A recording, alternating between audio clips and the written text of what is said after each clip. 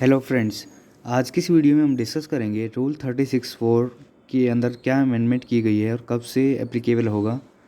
और basically rule 36(4) ये बताता है कि आप GSTR 3B के अंदर ITC कितना क्लेम कर सकते हैं और इसकी रिलेशन जो है वो आपके रिलेटेड सप्लायर की रिटर्न से यहाँ पे बनाई गई है कि जो भी आपका सप्लायर ने इन्वाइसेस अपलोड किए हैं, फर्निश किए हैं, उनके बेसिस पे आप कितना ITC for a given month उस GSTR 3B के अंदर क्लेम कर सकते हैं। सो बेसिकली जो सबसे पहले इंट्रोड्यूस किया गया था, इसके अंदर 20% की कैप लगाई गई थी कि मान लो आपके जो रिलेटेड सप्लायर है उसने यहाँ पे 100 रुपये का ITC का इन्वाइस अपलोड किया है, तो आप मैक्सिमम यहाँ पे 3B के अंदर 120 रुपये ले सकते थे जब ये 20% था। लेकिन इसको बाद में 1 जनवरी 2020 से इसको 10% की कैप कर दी गई थी। उस केस में आप 100 रुपये के ITC का 110 रुपये ही 3B के अंदर अलाउड था।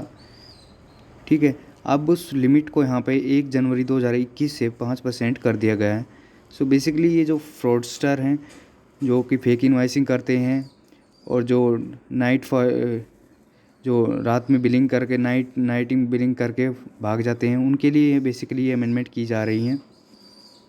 सो सबसे पहली अमेंडमेंट जो है कि जो अपलोडेड वर्ड था उसको यहाँ पे फर्निश्ड वर्ड से रिप्लेस कर दिया गया है, यानी कि सब्स्टिट्यूट कर दिया गया है। यानी कि जब आपका सप्लायर जो है रिटर्न को फर्निश कर देगा तभी आप उसके लिए एलिजिबल होगे और उसी के बेसिस पे आप जो है 5% की जो लिमिट है, जो कि अमेंडेड लिमिट है, उसको यहाँ पे कैलकुलेट करना है। तो सेकेंड अमेंडमेंट की गई है यहाँ पे,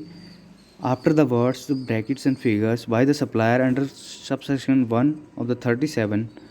eight both the places where they occur the words and letter figure in form GSTR 1 और using the invoice furnishing facility shall be inserted. यानी कि जो पहले 37 के अंदर जो रिटर्न है उसको यहाँ पे रेफ़र किया गया था, लेकिन वहाँ पे अब स्पेसिफिकली लिख दिया गया है यानी कि जो आपके सप्लायर ने GSTR 1 में कोई इनवाइस डाला है या फिर जो क्वार्टरली जो नई रिटर्न स्कीम आ रही है उसमें वहाँ पे इनवाइस फर्निशिंग फैसिलिटी के थ्रू अगर आपका सप्लायर उस इनवाइस को फर्निश करता है